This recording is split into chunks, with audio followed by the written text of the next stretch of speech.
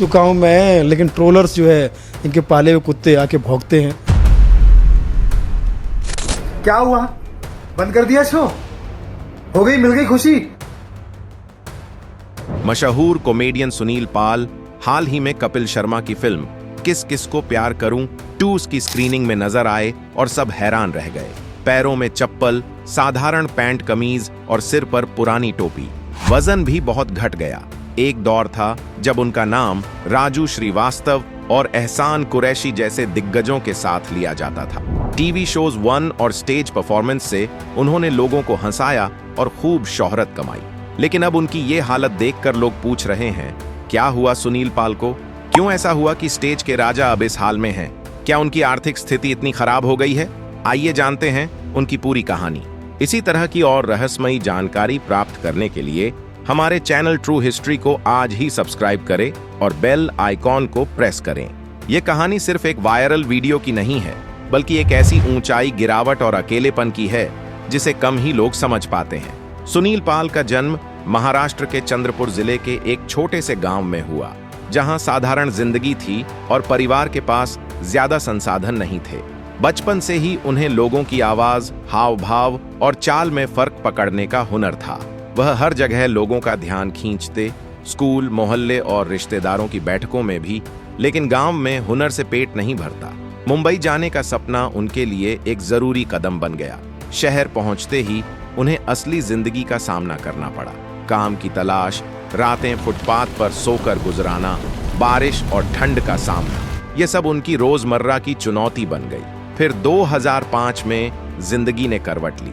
उन्होंने TV show great Indian laughter challenge में हिस्सा लिया। मंच पर उनका शराबी वाला किरदार, आवाज के उतार चढ़ाव और हाव भाव ने जज और दर्शक दोनों को लुभा लिया। कहाँ जाना है? दिल्ली जाना फ्लाइट, हांगकांग की सवारी छोड़ चुका हूँ। तालियों की गूंज में सुनील पाल रातों रात पहचान और शोहरत की ओर बढ़े।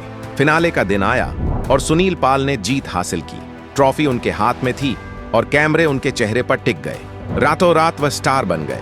Stage show, events, TV appearance, सब कुछ उनके सामने था। वही इंसान जो कभी फुटपाथ पर सोता था, अब होटल के कमरे में आराम से ठहरता। लेकिन सफलता के साथ धीरे धीरे अहंकार भी बढ़ने लगा। उन्हें लगता था कि अब जो भी वे करेंगे वही सही होगा। स्टेज पर जोक्स अब छोटे लगने लगे। बड़े सपने लिए उन्होंने फिल्मों की ओर रुख किया। बड़े पर्दे पर नाम और पैसों की चमक ने उन्हें आकर्षित किया। सुनील ने अपनी पूरी जमा पूंजी फिल्म में लगा दी। उन्हें लगा कि लोकप्रिय कॉमेडियनों की भीड़ से दर्शक अपने आप थिएटर में आएंगे। कई लोग समझाने आए कि फिल्म बनाना आसान नहीं, कहानी और टीम का सही होना जरूरी है। लेकिन उस समय सुनील ने किसी की नहीं सुनी। उनके लिए यह चुनौती सफलता की अगली सीढ़ी थी और उम्मीदें बहुत बड़ी थीं। लेकिन फिल्म सिर्फ स्टार कास्ट देखकर नहीं चलती। शूटिंग शुरू हुई और सुनील पाल ने खुद हर भूमिका संभाल ली। एक्टर, डायरेक्टर और प्रोड्यूसर, सब कुछ। बाहर से लगता था कि मेहनत तो जबरदस्त है, लेकिन अंदर कई बड़े फैसले गलत थे। कहानी कमजोर, स्क्रीन प्ले बिखरा हुआ और कॉमेडी जगह जगह जबरदस्ती भरी। उस वक्त किसी ने उन्हें सच बताने की हिम्मत नहीं की। फिल्म रिलीज हुई और सच्चाई सामने आई। थिएटर खाली, टिकट खिड़की पर सन्नाटा और सोशल मीडिया पर नेगेटिव रिव्यू। करोड़ों की उम्मीदें टूट गईं और सुनील को पहला बड़ा झटका लगा। उन्होंने इसे किस्मत की मार कहा और सोचा अगली फिल्म सब सही कर देगी। यही सोच उनकी दूसरी बड़ी भूल बन गई। दूसरी फिल्म में भी वही कहानी, नुकसान, बढ़ता कर्ज और लगातार फोन से दबाव। इंडस्ट्री में चर्चा फैल गई कि उनके साथ काम करना मुश्किल है। नए प्रोजेक्ट्स ठप, शो कम और सुनील के व्यवहार में बदलाव। पहले जो सबको हंसाते थे, अब छोटी छोटी बातों पर चिड़चिड़ा और गुस्सैल। धीरे धीरे सुनील पाल को लगता गया कि पूरी इंडस्ट्री उनके खिलाफ साजिश कर रही है। हर नए प्रोजेक्ट में उन्हें दरकिनार किया जा रहा है। लोग जानबूझकर उन्हें नीचा दिखा रहे हैं। इस सोच ने उनके अंदर अहंकार और ईगो को और मजबूत कर दिया। इंटरव्यू में उन्होंने अपने साथियों पर तंज कसना शुरू कर दिया। कभी किसी कॉमेडियन को कमजोर बताया, कभी किसी शो को घटिया कहा। इस व्यवहार से लोग उनसे दूरी बनाने लगे। इसी बीच कॉमेडी की दुनिया में नया सितारा तेजी से चमकने लगा, कपिल शर्मा। उनका शो हर घर में देखा जाने लगा और उनकी कॉमेडी आम आदमी की जिंदगी से जुड़ी हुई थी। लोग अपने आप को उनकी बातों में एक देखने लगे। शो लगातार हिट हो रहा था, लेकिन सुनील पाल इस बदलाव को समझ नहीं पाए। उन्हें लगा कि कपिल उनकी जगह ले रहे हैं। कई बार उन्होंने खुलेआम कपिल के खिलाफ बयान दिए, कभी उनकी कॉमेडी फूहड़ बताई, कभी घमंड का आरोप लगाया। सच्चाई यह थी कि वक्त बदल चुका था। अब दर्शक सिर्फ जोक्स नहीं, बल्कि जीवन की कहानियां, अनुभव और नए अंदाज चाहते थे। मोबाइल, यूट्यूब और रील्स ने नए कॉमेडियनों के लिए रास्ता खोल दिया, लेकिन सुनील पाल पुराने ढर्रे पर अटके रहे। वही शराबी वाला किरदार, वही पुराने डायलॉग, वही जोर जोर से चीखने वाली कॉमेडी। धीरे धीरे लोग उन्हें पुराना और आउटडेटेड समझने लगे। शो मिलने कम हो गए, टीवी से बुलावा लगभग बंद हो गया और कमाई लगातार घटने लगी। इसके साथ ही उनका तनाव भी बढ़ने लगा। बढ़ता कर्ज, काम की कमी और बढ़ता अकेलापन, इन सब ने मिलकर उन्हें अंदर से तोड़ना शुरू कर दिया। लेकिन असली गिरावट अभी बाकी थी। यह दौर सिर्फ करियर का नहीं, बल्कि उनकी पूरी जिंदगी का सबसे कठिन दौर बन गया। सबसे दर्दनाक एहसास तब हुआ जब सुनील को लगा कि लोग उन्हें भूल चुके हैं। इंडस्ट्री ने उन्हें साइडलाइन कर दिया है। सब जानबूझकर उनसे दूरी बना रहे हैं। इसी सोच ने उनके अंदर गुस्सा और चिड़चिड़ापन बढ़ा दिया। वह पहले जैसे शांत, खुशमिजाज और लोगों को हंसाने वाले इंसान नहीं रहे। इसी दौर में सुनील पाल के बयान लगातार विवादों का कारण बनने लगे। कभी उन्होंने डॉक्टरों को लेकर ऐसा कुछ कह दिया जिस पर सोशल मीडिया पर लोगों ने जोरदार प्रतिक्रिया दी। लेकिन अब डॉक्टर ही डॉक्टरों की इमेज खराब कर रहे हैं कि अनसन बिल बना रहे हैं। कभी किसी समुदाय के बारे में बोल दिया जिससे लोग भड़क उठे। हर नए विवाद के बाद उनकी छवि और कमजोर होती चली गई। पहले जहां लोग उन्हें हंसाने वाला कलाकार मानते थे, अब वही लोग उन्हें कंट्रोवर्सी का नाम देने लगे। लेकिन ये केवल शुरुआत थी। सबसे बड़ा झटका तब लगा जब उनके अपहरण की खबरें सामने आईं। सुनील ने दावा किया कि हरिद्वार जाते समय उनके साथ जबरदस्ती करने की कोशिश हुई। इधर से गाड़ी से एक आदमी है, इधर से गाड़ी से एक आदमी, कपड़ा डाल दिया, मास्क, झुक जा, तू किडनैप हो चुका है, तेरी सुपारी मिल चुकी। शुरुआत में फैंस और लोग उनके लिए चिंता जताने लगे। कईयों ने दुआ की और मीडिया में खबरें छा गईं। लेकिन इस घटना ने उनके मानसिक तनाव को और बढ़ा दिया। इसके बाद हालात लगातार बिगड़ने लगे। इवेंट आयोजक फोन नहीं करने लगे, टीवी चैनलों से बुलावा लगभग बंद हो गया। काम की कमी और बढ़ता अकेलापन उन्हें अंदर से तोड़ रहा था। आर्थिक हालात भी दिन ब दिन खराब होते गए। कई बार ऐसा हुआ कि महीने का खर्च निकालना भी मुश्किल हो गया। घर के साधन सीमित हो गए। दवाइयों और सेहत की देखभाल प्रभावित होने लगी। सिर्फ पैसे की कमी नहीं, बल्कि मानसिक दबाव सबसे खतरनाक साबित हुआ। रातों की नींद उड़ गई, दिन में बेचैनी रहती थी, छोटी छोटी बातों पर गुस्सा आने लगा, खुद पर से भरोसा उठने लगा।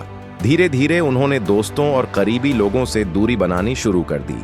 सोशल मीडिया पर पुराने वीडियो और तुलना ने उनके जख्मों पर और नमक डाल दिया। हर बार यह उन्हें अंदर से तोड़ता गया।